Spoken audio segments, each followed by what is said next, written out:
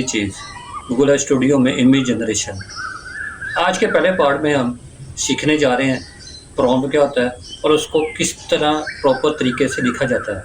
असल में प्रॉम्प्ट एक इंस्ट्रक्शन होती है जो आप ऑर्डर देते हो गूगल स्टूडियो में उसके मॉडल्स को, वो आपके हिसाब से आपको आंसर जनरेट करके देता है। इतने क्वेश्चन की आपको समझ आई है।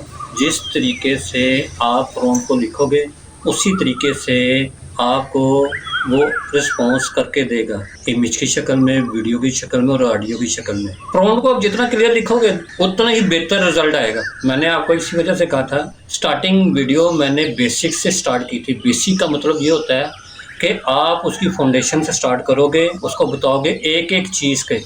मैंने एक एक ऑप्शन को बेसिक से स्टार्ट किया था कि आप लोग समझो उस वीडियो को। इसी वजह से मैंने स्टार्टिंग की जो मैंने वीडियो बनाई थी उनका बनाने का बेसिक का मकसद ये